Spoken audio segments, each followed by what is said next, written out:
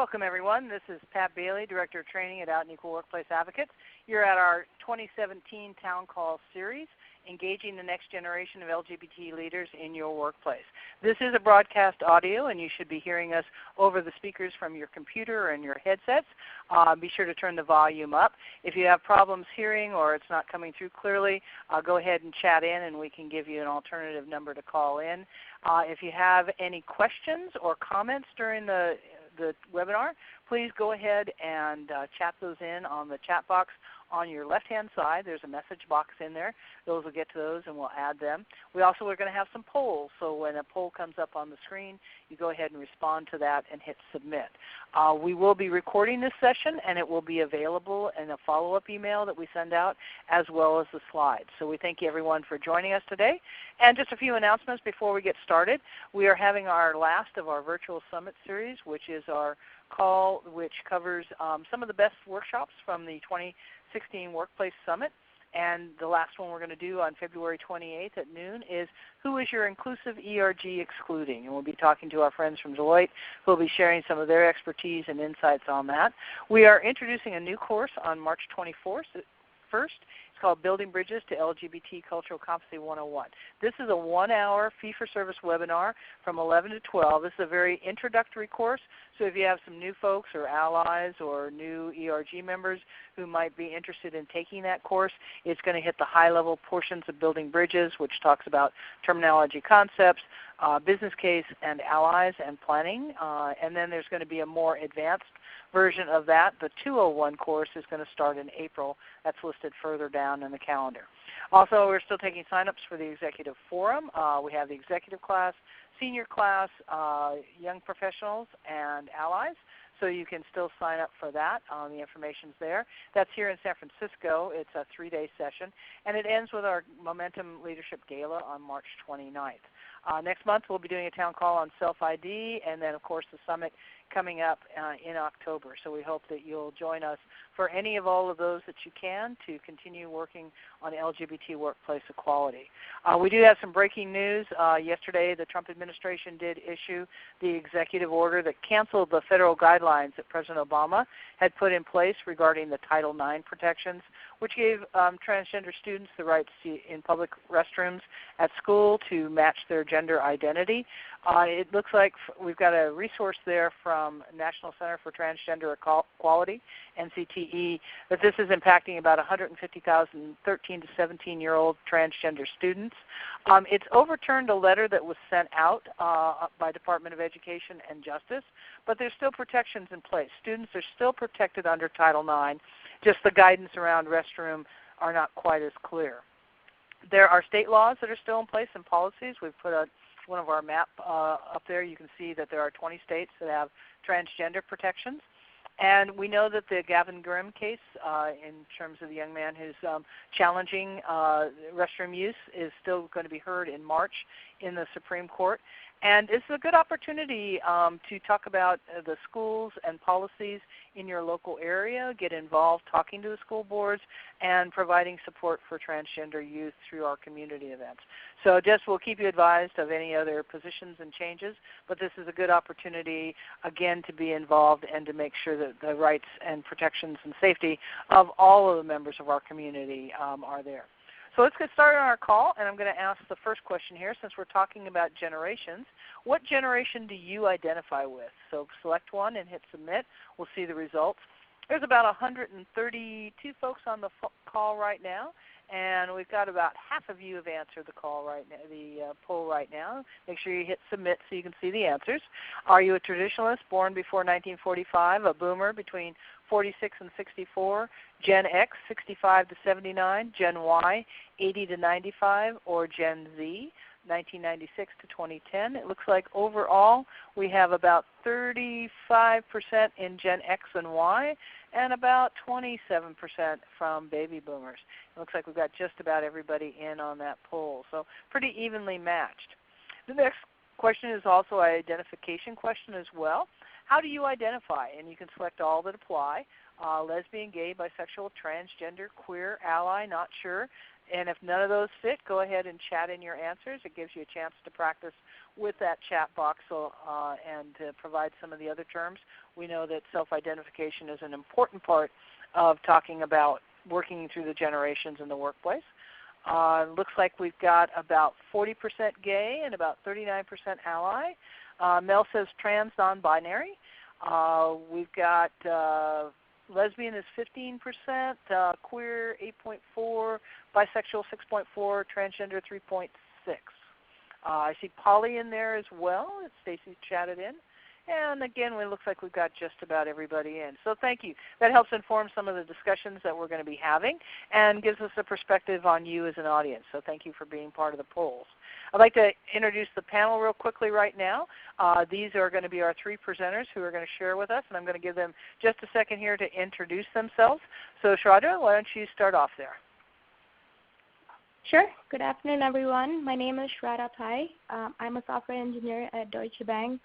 Just since we are talking about millennials and generations at the workplace, to give you some context, I'm 24 years old. I came out as an ally, a heterosexual ally, last year in October, right before Out and Equal. And I guess that's about it. I'm really excited to talk to all of you. Excellent. Dawn? Hi, my name's Dawn Prince. I actually got married since this slide was updated. Sorry I didn't let you know that, Pat. I am a member of Gen X, and I'm 42. I've been out since I was about 19 years old. I've been involved in political LGBTQ organizing in all of the years since that, coming out at age 19. And I am an application owner at Deutsche Bank. Excellent. And Paul? Thank you, Pat. This is Paul von Wupperfeld, and I'm with Texas Instruments at our headquarters in Dallas, Texas, where my role is the worldwide manager for translation and localization. I am a Gen Xer. I have been out as a gay man since about 1988 and been involved in activism since about 1990. Excellent. And Paul, I'm going to ask you to kind of start this off and give us a little perspective about generations. We talk a lot about that, and let's kind of just make sure we've got all the terms and concepts down. Sure. Yes. So to frame the conversation, we're really going to focus on four groups, and the majority of our time on the middle sections of those. The ones that we are defining are the baby boomers, which are the ones from 43 to 64, Gen X, which was 65 to 77, the Millennials, are also known as Gen Y, from 78 to 97, and Generation Z, which we'll touch on but not spend a lot of time on because truthfully we don't know that much about them, but the early research that I've seen indicates that they are going to be very much like the Millennials, only more so.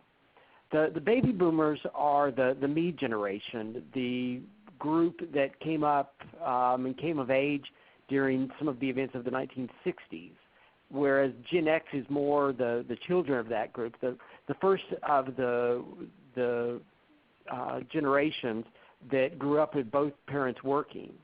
The millennials have the wonderful advantage of having to see the world with all of the innovations of the digital revolution. And I think for the following generation, the digital natives, the world that they're coming into, the electronics are just absolutely natural and considered an extension of their lives. In terms of working style, the baby boomers are generally defined as the ones that live to work. It was all about work and advancing in their careers, whereas Gen X, it's more a matter of I work to live. I'm going to do enough to be able to be successful and have the things that I need in life. The millennials, I think, have a little bit more of a balance, which is looking at work as an extension of their lives.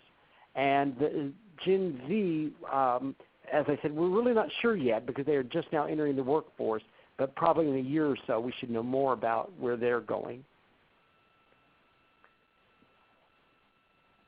One of the ways that we also like to look at the different generations is in terms of the significant events that happened during their lifetimes. These are those moments that we all have within each generation that everyone knows where they were at that moment. For example, for the baby boomers, pretty much all of them know where they were when Kennedy was assassinated, or remember vividly watching the Vietnam War on television. For Gen X, the Challenger disaster is something that stands out for nearly all of us, as well as more pleasant things such as the rise of MTV and the fall of the Berlin Wall. Also for Gen X, they came of age as adults right around the time of the AIDS pandemic, and that left a very definite mark on their outlook on life. With millennials, again, the technology was really taking off and change was happening very quickly. For the LGBT community, decriminalization of the community and being able to have relationships became much more of a reality. Social media became prevalent, and then finally the 9/11 attacks and the wars in Afghanistan and Iraq. For Generation Z, they are growing up in a post-9/11 war with the ongoing war on terror. They also were coming close to entering the workforce at the time of the Great Recession, but there's also the positive of the election of Barack Obama. I suspect for all of the generations, when we look back in a few years, we are going to look at the election of Donald Trump as another one of these defining events. But it's a little too soon to know exactly where that one's going. If you look at the next chart, this illustrates what's going on in the workplace right now. And particularly what I would like to point out is you'll notice that the large number of baby boomers are at the point now where they are exiting the workforce. Many of them are moving into retirement age, and at the same time, the Gen Xers and the Millennials, their lines are crossing in the workforce. And where we hear a lot of the talk of tension between the generations, I think that's really because of that inflection point where the two generational lines are crossing. Because just as the Gen Xers would normally be expecting to move into the leadership roles, you've got this huge number of millennials that are coming in and changing the dynamics. So where you see some sparks occasionally, I think it lies in those demographics. Drilling down a little bit into the LGBTQ experience for the generations, I'd like to mention a little bit of that. The baby boomers came of age at a time where homosexuality was considered a pathology. There were sodomy laws in most of the states. Being openly LGBT was actually against the law, and there would be raids and crackdowns on the community. For Gen X, you began to see the real rise of widespread activism. A lot of that was driven by the AIDS crisis and the need to become much more visible. But because of the activism that came out of the AIDS pandemic, workplace equality began to become much more the norm. With the millennials, they're very much getting to the point where a lot of these issues are beside the point. HIV/AIDS had become much more of a manageable disease, at least in the first world. A lot of the anti-LGBT laws were disappearing, and the fight for marriage equality really began to pick up speed. Then finally, for Generation Z, a lot of that generation like to define themselves as post-gay or without the labels. Marriage equality was ruled as the law of the land, and it looked like we were going to be making some very dramatic steps forward. A lot of that, I think, right now is a question mark, but the progress that we've seen over the 4 generations is pretty extraordinary if you look at going from criminalization to marriage equality.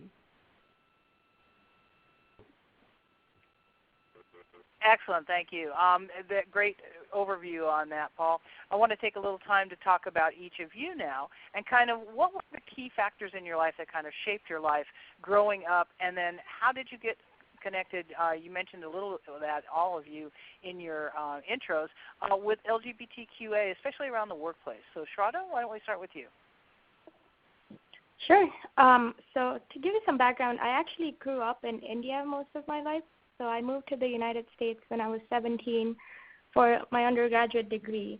Now, growing up in India, I really had no exposure to anyone who was LGBTQ, or at least openly so.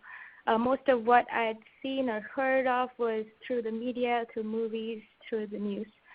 So my first contact with a gay person was actually at college at one of the events, and he was Indian too.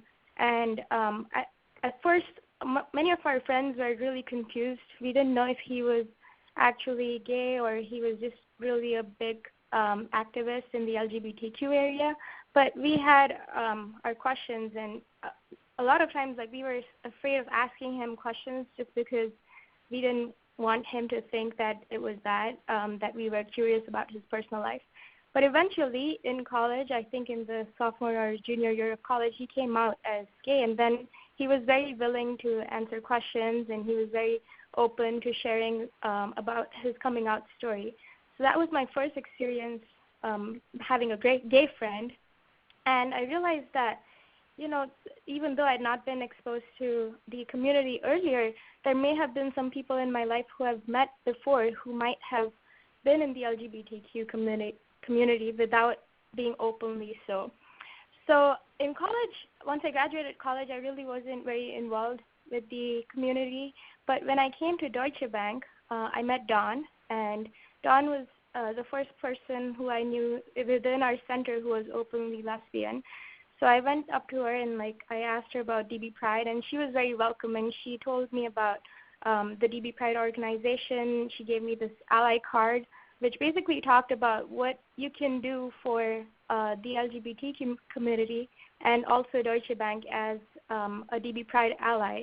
And since I read that card, I realized that my role as an ally is to be visible and to just be there and be supportive if possible. So I started going to a lot of these DB Pride events, got more involved, and before I knew it, I think I was a part of the steerco for DB Pride. So really, Dawn was the person who encouraged me to be more visible at the workplace as an ally. And I think that was a very important step for me, that nudge, that encouragement to just be involved. Because if you're heterosexual and if you're new to this space, it's very challenging for you to be involved without having full information or having the right knowledge about the different terms. So I realized that just being educated and just being informed and being willing to participate makes you an ally. And you know, you can start from there, and obviously there are different levels that you can get to as an ally, but just showing that initiative and being visible helps a lot. So that's how I got connected at the workplace. Great. Dawn, how about you? So as Shraddha mentioned, we have an active ally community at Deutsche, and I think that's been key for us. For me, growing up, I grew up in a small town. It's that same old story. No role models, no one around me to really demonstrate what you could be as an LGBT person.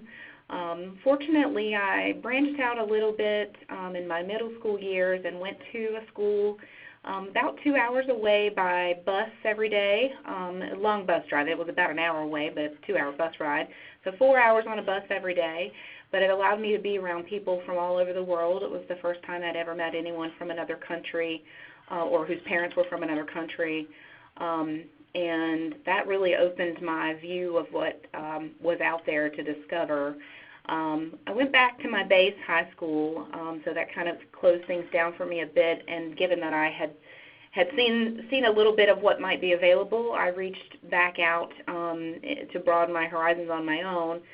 Volunteered with Planned Parenthood in their teen theater troupe, doing peer education on a volunteer basis, and then I became a peer educator for about AIDS in the at-risk communities around the Raleigh, North Carolina area with the county. So all through high school, I continued to just sort of feel my way around the community and see what was available. I still wasn't very self-aware, I guess, beyond wanting to be involved in social justice. But when I got to college, I never really came out per se. It's sort of an evolution. I realized, I think, as soon as I realized for myself that I was a lesbian and I was honest with everybody around me, I was fortunately in an environment at that time where I could do so. My family was very welcoming. I've been very fortunate in that regard in my family and friends. And also my teachers and classmates have always been very welcoming. I would say the only challenges I've had in that regard have been at work with my managers and other employees, but it has been less than what a lot of people have encountered in that regard.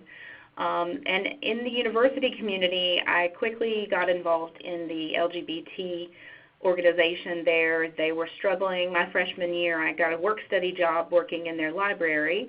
They had a very small library in the little office where the LGBT organization was managed, and I sat in there and hosted anyone who wanted to come in and check out a book about some LGBT topic that they didn't feel comfortable going to the library and getting. And they were struggling to keep leadership, so one of their co-leads rolled off, and as a freshman, I assumed her role, and then continued in that role my sophomore year. So I got involved in the LGBT organization there pretty soon after joining the university, and then when I graduated, as soon as I went to work for a larger company, I started an LGBT group there to try to get benefits, and have done that here at Deutsche as well in our location. We already had a corporate organization, but I did the same here at our location to start a new group. So that's been something I've been passionate about throughout my adult career. Excellent, Dawn. And Paul? Thank you. Like a lot of people, I realized fairly early on in life that I was different than other boys. And it took me a little while to kind of figure out what all of that meant, but I was fortunate in that I had a very supportive mother, especially. My mother is, my mother was a lesbian who came out later in life. She was probably the only Highland Park debutante that ended up being a Harley-riding lesbian, but very, very supportive and very much of an anti-MAME character that encouraged me to be myself and not to accept second-class status. And so she was very supportive when I did come out in about 1988, 89. In the workplace, it was a little bit more of a challenge. I was entering the workforce down in Austin, Texas at that time, and despite Austin's reputation, it is still part of the South and part of Texas.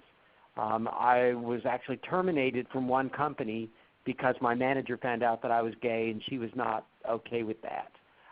Fortunately, that put me on a different path, and ultimately I was recruited by Texas Instruments to move from Austin up to Dallas.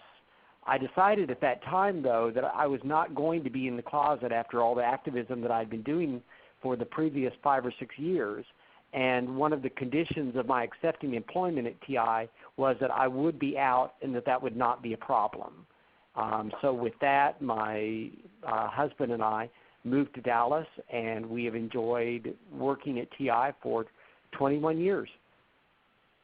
Excellent, thank you. So let's talk a little bit more about kind of that workplace experience, not just necessarily around LGBT areas, but when you go to work, what are you looking for? What's your experience and your expectations?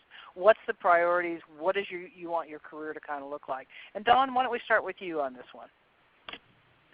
So that's interesting that you say without regard to being LGBT, because coming out of college, that was certainly not something that I was thinking about. I think because being in the university setting, it became a bit of a non-issue, despite the fact that we were fighting very hard for recognition in the world outside the university, and I was cognizant of that. Somehow that feeling of comfort there lulled me into a don't worry status with regard to the rest of the world. So I didn't think much about it when I set out to get a job, and I went to work at a small newspaper in the town where I had grown up, and it was interesting. I had opportunity at times to write editorials in the paper. I had a column. And my editor there, while he was not much older than me, was varying degrees of comfortable with me being out.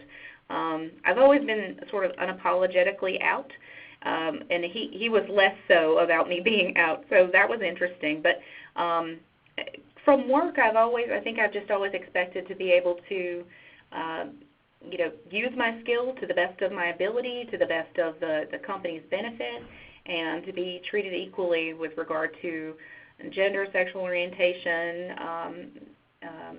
age, any of those aspects of diversity, and to ultimately be able to walk away from a job feeling like I've enhanced the workplace and that I'm being enhanced by the workplace. Did you want us to speak specifically about the LGBT component, Pat? Definitely. I think that can definitely be part of it, but kind of what's the expectations around work? What makes you feel successful, and especially in that area? Yeah, so feeling like I've contributed to the bottom line or made the company more successful, and also feel as if I'm growing and learning in the role that I'm in. Alongside that, as I started to work for larger companies that tended to have better benefits, I certainly expected equal treatment on any of the jobs that I had, and really never accepted less. But and wasn't in a position where I had to, thankfully. I know that there's lots of times when folks are in a position where they have to accept being closeted at work for a variety of reasons. I didn't have children in those days when it was less fashionable to not be as accepting in a large company. But when I did go to work at a large company and they didn't have benefits, I put together an LGBT group there and started asking for us to have benefits. Domestic partner benefits is what they were referred to at the time. I managed to get that. It took 2 different CEOs, and shortly after I got it, I left because I didn't need them for myself, but I just thought a company that size needed to offer it. And I left there and went to a much smaller software company that didn't offer them and didn't really have the financial means to offer them. But again, there I expected equal treatment and wasn't disappointed. I think I've been very fortunate to have several managers who were very accepting and a few who were very not accepting. It seems very polarized to me. I guess that's been interesting. I haven't really had anyone who's middle of the road. So yeah, I think the thing about being at Deutsche and continuing to work toward further acceptance and visibility at a place like Deutsche, which has domestic partner benefits before it was the law, now has same-sex and opposite-sex partner benefits for those who are not married, and has been one of the few companies that does the gross up, as they call it, where they pay you back for the federal tax implications, which is still available for our opposite-sex partner, domestic partner couples that take advantage of health care and other benefits. The company will pay you back for any federal tax implications in the United States, which is very rare. So we're working at a company like that, you would think there's nothing left to do, right? The company is very progressive. What work do you have before you? But in a place like North Carolina where we have HB2, it was extremely important for me to go to our leadership here in the center and talk to them about HB2 as soon as it happened, or before it was happening. It happened very quickly. But as soon as word got around that this was being proposed that afternoon, I was quickly in touch with a lot of people in our leadership here because it's a small location, and they needed that insight into, what is the community here in the center in Cary, it's a smaller location, what are they going to need? Bringing people in from organizations like Equality North Carolina to talk to North Carolina employees specifically about the implications of HB2 for our workplace. We do have all-gender restrooms at Deutsche because we have 100 on the HRC equality score, but at the same time in North Carolina, we have very strict guidelines around restrooms because of HB2, so people have a lot of questions about that. So providing that leadership here is important, but it's also important to realize that a person's interactions with their line manager are so much a part of their work experience day to day. So making sure that even in a company that has benefits and that is very publicly supportive of the LGBT community, even in a place that has those things, you can still have line managers who aren't as supportive or who aren't okay with you being visible, and those employees need support as well. So I think it's both providing support in this North Carolina climate as well as for those folks who may not work in a part of the organization that is as welcoming. Great. Sounds good. Paul, how about you?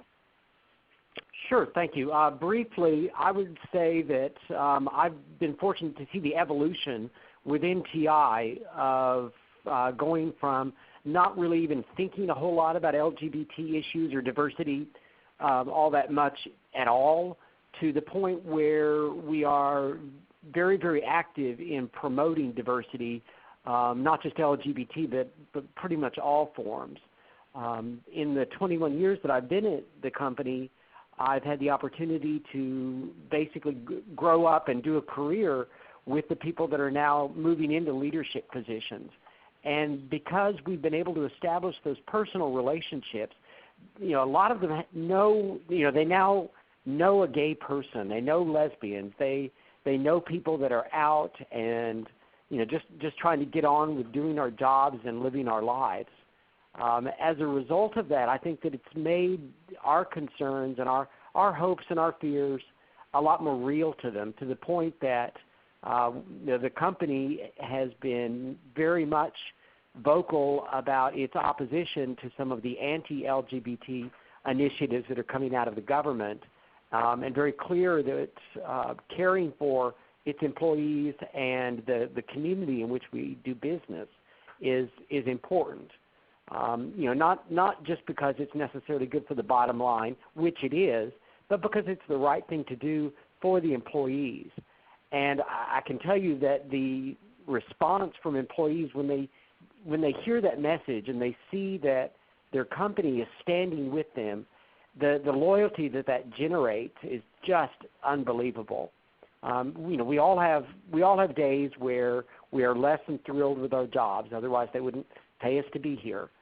But I can tell you that knowing that I work for a company that has my back and is willing to go publicly out there and say, we are against discrimination, that kind of loyalty, you can't buy it. You just can't. Excellent. Shraddha, how about your perspective? Sure. So I entered the workforce 2 years ago, and starting out, I think the number one priority on my list was to get the first promotion I can. But over time, that has changed because I realized that coming into work is not just about being at the next level at work.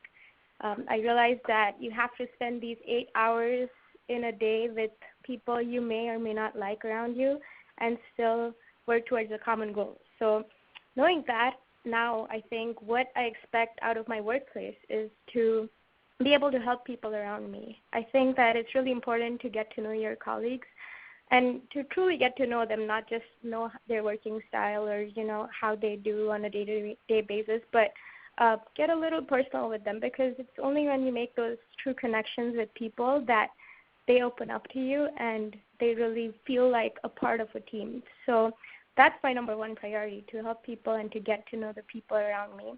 The next thing that I expect out of my workplace is to actually be able to make a difference.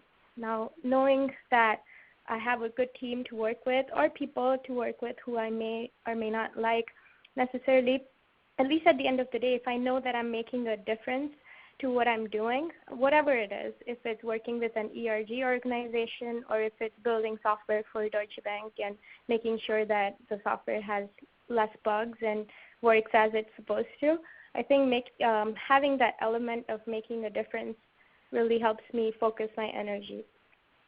The next thing that I think is important to me is to be able to learn new things. Now, there's so many things that I've learned in college, but they're not necessarily applicable to the real world scenarios. So it's important for me to be able to learn from my peers, from my seniors, from my juniors. And if I'm missing that component where I can learn and grow and be able to make mistakes without really being judged all the time, then that to me is a sign of a good workplace. Ultimately, I think that as a millennial or a person who's really new to the workplace, one thing that I sometimes face is I feel like people don't necessarily recognize my talents or my skills just because I'm junior. I feel that needs to kind of go away slowly, because even though I may not have the corporate title that I need to be at to make certain decisions, I would still like to have a voice, and I'd still like to be heard. And I think that is true about a lot of people who are not just in the same boat as me, but who may have different voices, differences of opinion. I think that everyone should have a voice on the table, and that to me is important, and that is real inclusion, that, irrespective of your background or what you bring to the table, as long as you're heard, and whether you're accepted or not, that's a different story, but at least having that opportunity to be heard is important to me in the workplace. Great perspectives on that. Let's ask the audience now to give us a little perspective from their experience. Are you a member of an employee resource or business resource group, ERG, BRG, and select all that apply? So go ahead again on the polls, select your answers. You can click multiple answers and then hit submit. And again, we're right about 150 on the call. And so looking at if you are included and involved in LGBTQA, LGBTQA and others, and if you want to chat in with some of those other ERGs you might be involved with. If you're part of an ERG and part of leadership, Millennia talks about women's networks. If you're interested in joining Women's Leadership ERG, no, but many companies have like diversity councils. Young professionals, visible minorities, indigenous people, persons with disabilities, women's leadership. So we see the companies using diversity councils or just doing diversity work in their workplace is another important piece. OLA Network, the Latino Network, age diversity. We've got some leadership councils with ERGs, Asian professionals. Great. So it looks like we've got almost everybody in.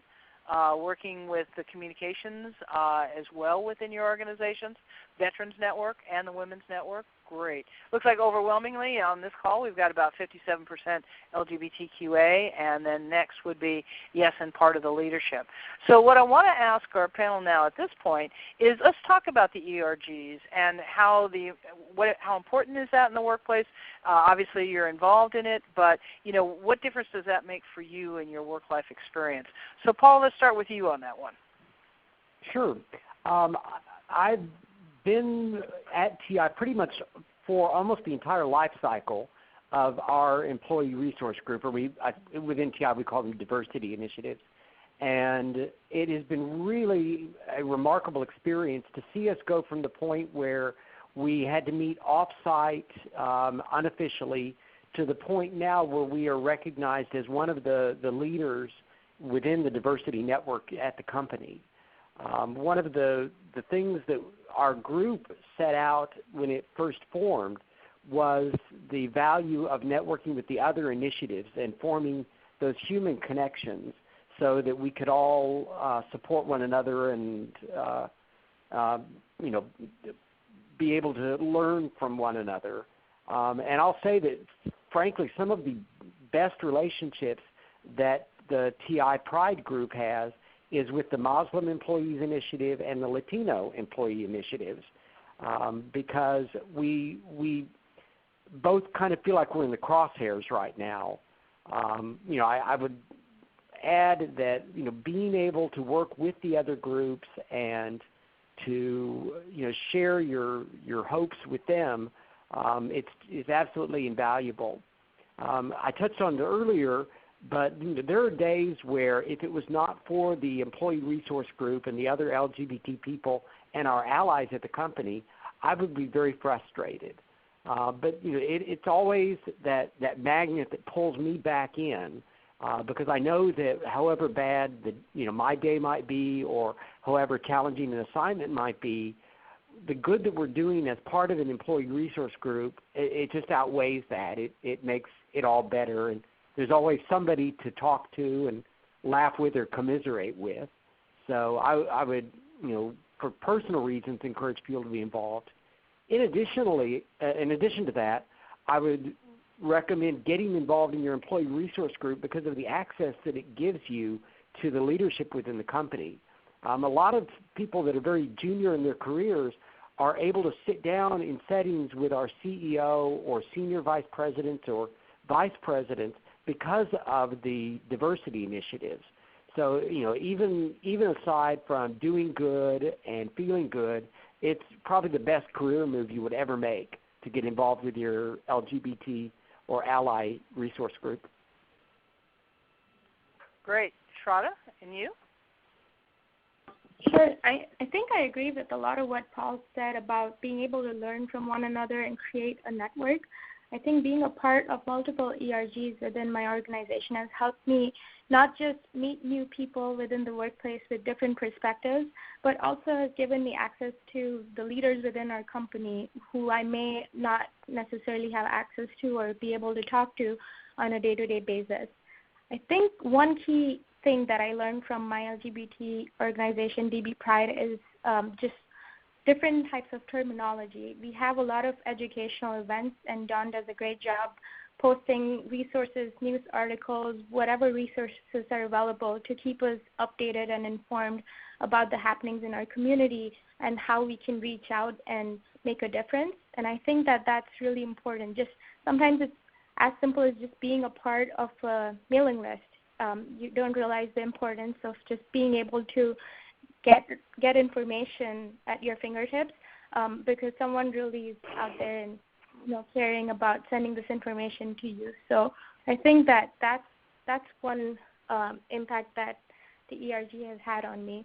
Another thing that I feel which is important to me as being part of the ERG is that I now have a network of close friends at work, and it really makes it easier to come into work every day when you have some people at work who you look forward to meeting every day, and some people who you think that they have the same opinions as you do. However trivial that may seem, I think for an invisible community such as the LGBTQA community, I think it's very important to have that network, that safe place to go to, some people to talk to. At the end of the day, if you're having issues at work or in just having a bad day, I think it's important to have that key group of people you can fall back on, and I think the ERG has definitely given me that. And one last thing that I would like to add is, since our company, Deutsche Bank, is a global company, I think being part of DB Pride and other organizations within my company has given me the opportunity to reach out to colleagues in different countries, different parts of the world, and talk about common issues that we see across these different regions. And I think that's very essential to have that global connection in today's world. Great. Dawn? So being involved with the ERGs over the years have given me so many things. I'll try to keep it as succinct as I can. In the beginning, with my involvement with them, there was not an ERG at my company, so I created one. I was a part of the diversity councils, which is what we had, and then I think we had some other ERGs, and I created the LGBT one so that I could basically get input from the other gay employees about what they wanted and benefits. And so the ERG in that sense gave me the strength to feel like I could step forward, that they needed someone who was willing to step forward. I was already out, so I wasn't risking anything by asking for what they wanted. I didn't necessarily need it for myself, but I thought it was important to have that presence. And so the ERG gave me a voice in that sense for myself and for others. And then moving into other companies where ERGs existed, even when I wasn't participating in them through the years when I was trying to conceive and had my twins and they were young, I wasn't as engaged at work other than just getting through what I needed to do to get my job done and getting back home to young children. And then once I started getting back into involvement with ERGs at work, again, they gave me that voice, that outlet, leadership opportunity, that I may or may not have been in at different stages of my career. I always had a position of leadership within the ERGs in my company. It always served as a nice mental break. I work in IT, so the things that I work on are very different from, so my quote-unquote day job is very different from the ERG work, and I really love both of them. but it's nice to switch gears between the two. It's always been a great way to do that. It's been incredible feeling like you are someone who people can come to and just feel open and welcome to talk to you. I've had people come up to me at work and tell me, that they're poly, that they're, part of the BDSM community, that they're asexual, and they've never told another person that at work ever, and they would never feel comfortable saying that to another person at work. But they felt safe to come to me and tell me that because I was the lead for the ERG. That's an amazing feeling to feel like people can be completely vulnerable with you and they know that they're safe. And the 100 or so employees that we have now as part of our ally community, to help them to feel like they're supporting a group of people whose voices are marginalized is also a really great feeling. The global connections, as Shraddha mentioned, are really key. One of the most amazing things here is we do this Wear Purple Day, and we get photos from all over the world of people wearing purple shirts, and we have these huge crowds of people in Singapore and India and China where governments are not supportive, and these people come to work in purple shirts and take pictures, and then you have this, I made a collage of all the different countries wearing the purple shirts on our Wear Purple Day, and it's just amazing to feel that connection with everybody within the company. And one last thing I will mention, and this is not a shameless plug for Out and Equal, and Pat didn't make me say this, but going to the Out and Equal conference every year has been the highlight of my career for the past 3 years that I've gone. I really enjoy the Out and Equal conference, and the ERG connection at Deutsche has given me that opportunity. Excellent. Thanks, Dawn. Appreciate the plug. I want to talk about a couple of facts and throw these in. We've got a couple other topics, and I think what we'll do is we were going to talk about leadership development and intersectionality, but I think I'm going to jump right to, what are the tools that we can kind of take away. But I want to give you a few facts that we've kind of looked at working with millennial employees and their engagement about giving and being involved, and if it's a competition where everybody wins, those are the kind of activities that are really important. And if there's a matching donation in your company, 69% millennials will do that. Some numbers about volunteer hours and looking at that. Asking is more like someone's more likely to donate as a millennial if they're asked by a coworker to donate. I think that might be true across other generations as well, but this particular study gave us some insights into these are the ways to motivate and engage and to keep involved millennials in the workplace. Management is another aspect on that. We talked a little bit about, Shraddha said about wanting to be at the table, wanting to be heard. We heard a couple comments from participants as well about how important it is let me be part of the situation to know what's going on, let me know what you do, and help me make a difference in the world and how we do that. Recognition and feedback are important too. There was a Gallup study that said employees are happiest when they receive some form of recognition every 7 days. And again, it doesn't have to be the little trophy that you get on your table because you've done good this week, but feedback and interaction and how are you doing on the job and what else do I need to work at. And that part of a network, there's a new word called holacracy, which talks about being part of that network, not a hierarchy, and part of decisions. So for someone coming from a boomer's perspective, as I am, where I'm the boss, I'm in charge, there's a learning curve that you have to kind of go through. And that now we're talking about also how do we extend the business and some of the expertise around media and town halls, fireside chats, open mic gatherings. Those are all ways to not only increase engagement within the millennials, but also to expand your customer base with that. And this is just a really great thing from NetSpeed on this, talking about the best way is to develop their leadership skills and opportunities. Online classes, mentoring and development for leadership. Their myth that they're not ready to lead, the reality is leadership is a philosophy that they want to develop and be involved in and have that opportunity.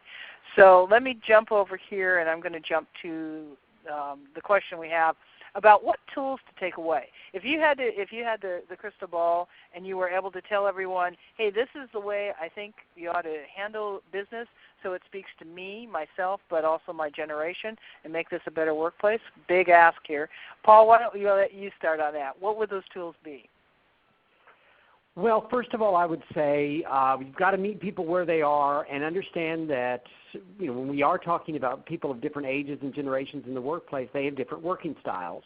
I know I'm painting with a broad brush, but as a whole, the baby boomer generation, the way that they like to work and share information would be, let's get everybody together and sit in a meeting.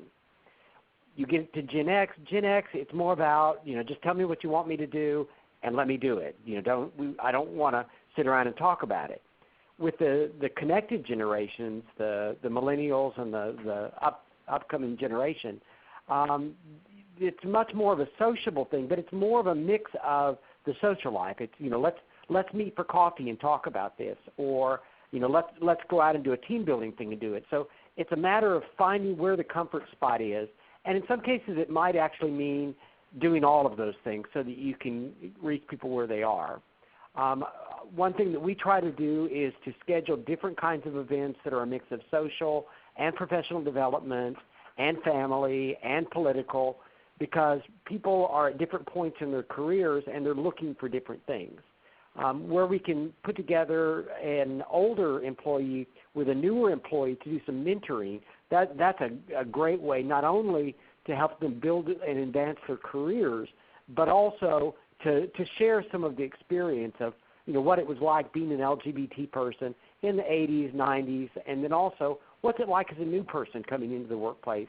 And by sharing information between the generations, between the age groups, you can really strengthen the connections all across your ERG and all across your company. Great. Shraddha? Sure. So I actually learned a lot of things at Out and Equal, and I think I'd like to share some of the things that I took away from the conference and some things that have really helped me in the last couple of months be a better or more effective ally. And I think the first thing is that being an ally is a verb rather than a noun. Being an ally just doesn't mean identifying yourself as an ally, but actually doing something about it, being more visible at work as an ally, being more involved in the LGBTQ community, in the ERG organizations, and just speaking up against bias when you see it. I think these are really key. Sometimes we tend to ignore things that come our way, especially if I'm as a millennial. Sometimes I feel like, oh, maybe I shouldn't say something about this comment that was made. What if people take it the wrong way, look at me as an activist? So I realized that, so what if people think of me as an activist? That's a good thing because I'm standing up for what I believe is right. So I think just standing up for yourself and speaking up against bias is important as you start out as an ally. I think the second thing I learned is that it's okay to make mistakes. Being an ally in this space is really a new thing to me, and I think I might have said some things in the past that may not have been politically correct or necessarily right, but just because I said it, someone had the opportunity to correct me and help me understand the situation better. So I think it's okay if you make mistakes, if you get confused with the different labels that are out there, the different terminology that's out there, which brings me to my third point, which is to educate yourself. I think a lot of what I learned at Out and Equal was just basic terminology. What does it mean to be lesbian, to be gay, to be bisexual, trans, A+? There's just too much going on right now, and sometimes it can be overwhelming to know what all of these terms mean. But it's important to keep educating yourself as an ally and to be aware of what some people might identify themselves as. And if you don't know what the label means, just ask that person, because I think if someone's self-identifying themselves as a label, then they're proud about it and they would like to share that information with you. So don't be afraid to ask questions. I think another important thing that I learned at Out and Equal was the use of pronouns. And that this is something that I think we brought back to our ERG as well. We've been trying to get an event around just using pronouns at ERG meetings. I think that this was something I was completely unaware of before I came to Out and Equal, and it was really effective to see how people identify themselves, whether they choose to use a pronoun or not, or if they do choose to use a pronoun, what the pronoun is. So I think that small things like that, small education or educative events really help people be better allies as well as better members of the LGBTQ community. Great. And Dawn? So I wanted to focus in actually on some things that we talked about at the conference in the panel discussion around millennials. I think I mentioned in our prep call for this session that one of the takeaways for me was that the only thing that you can say reliably about millennials is that you can't say anything reliably about all millennials, because we are looking at a generation of people who are 83 million versus Gen X as being 66 million. So that's a huge difference in the number of people, and within that large of a group, you're going to have more diversity. However, there are some broad generalizations about millennials that I think, rather than talking about Gen X, I wanted to focus in on which is my generation, I wanted to focus in on the millennial generation. Since coming away from the conference, I had learned a good bit from a large number of millennials who were there, and also in the discussion, we had a lot of millennials come to the panel discussion and shared consistently a few things. So one of those is that millennials really want to make an impact in the workplace. So we have to find a way to engage them in the ERGs and in their day jobs in ways that allow them to make an impact. We need to allow more flexibility than we ever have before, remote working, allowing for different styles of working. That type of flexibility is really key because millennials do tend to see work as an extension of life. And also the ability for them to have a voice regardless of their age and title. They want to feel as if, the idea that you mentioned on the previous slide, the holacracy, is that how you pronounced it, Pat? No, you got it, you're right. Instead of a hierarchy. The holacracy, I've not heard that term, but I love it. Really having a voice at the table and the ability to speak up when something in the organization is not being done correctly.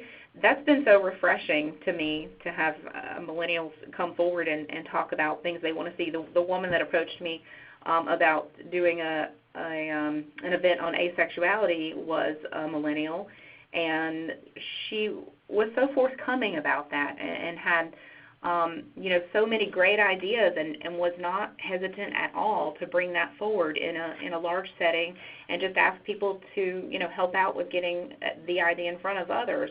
And that really is just so refreshing. So I feel like they not only want to have a voice at the table regardless of their age and position as far as their title or tenure, but they're just going to. They take that as a given that they'll have a voice, and they do.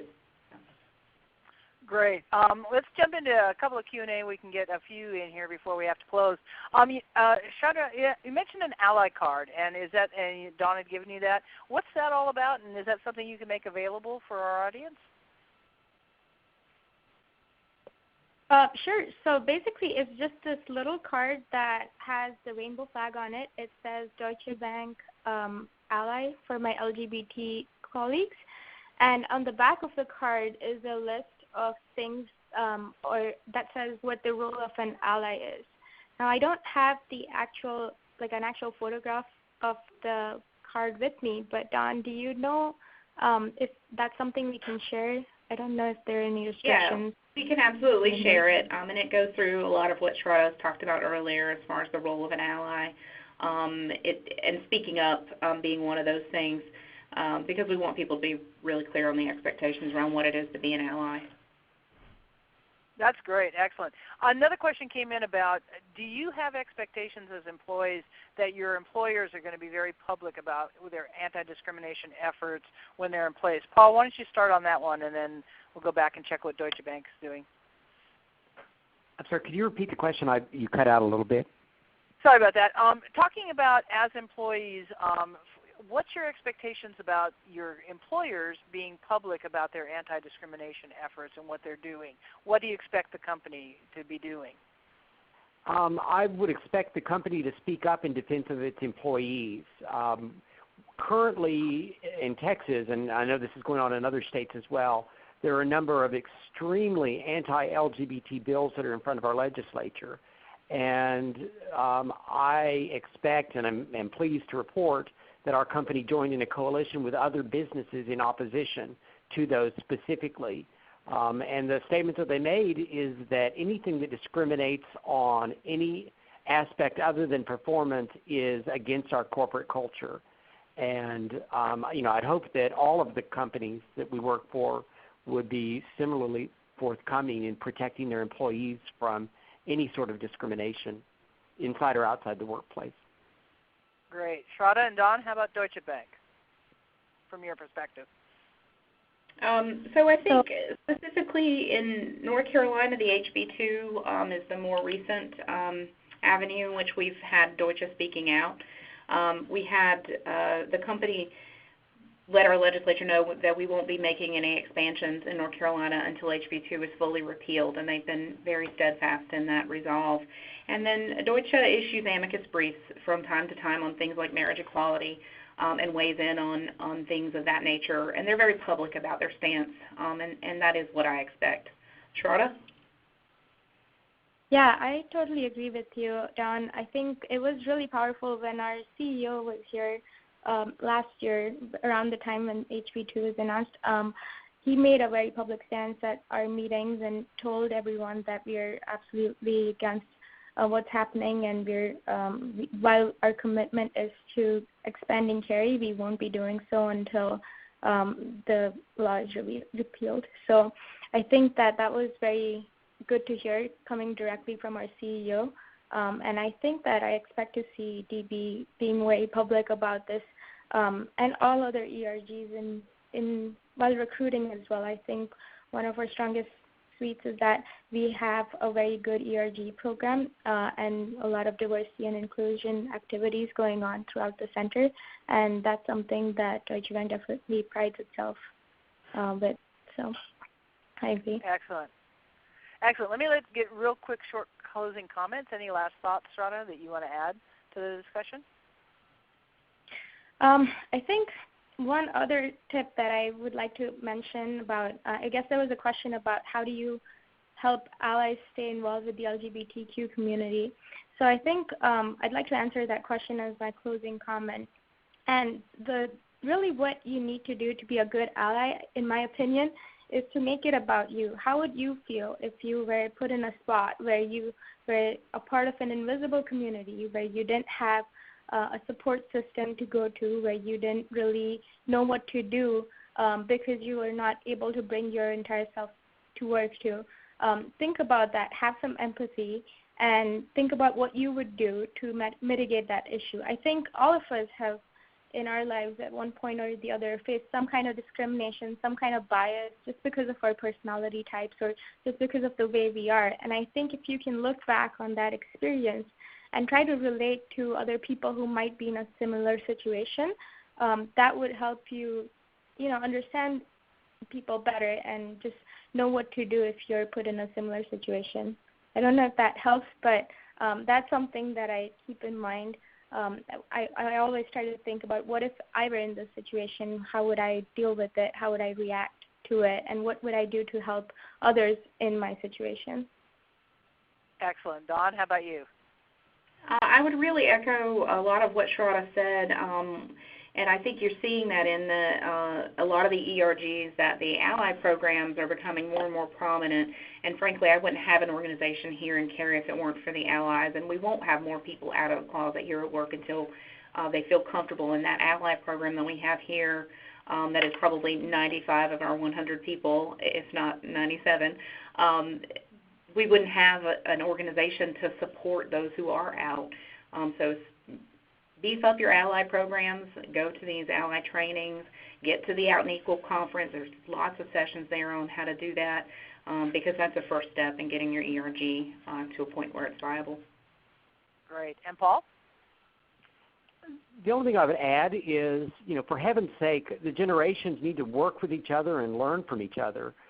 The older generations have a lot of experience that I think we would love to be able to share with the younger generations. On the other hand, we also need to get out of the way and give them the opportunity to try things and do things and to learn for themselves. The millennials have brought so much dynamism and excitement to all of these efforts. I am thrilled to have them involved with our ERG and really love the opportunity to learn from them and to share what I've experienced in my own career. Amazing inputs, and thank each of you for all your inputs and ideas and thoughts, and thank everyone who joined us today for your participation.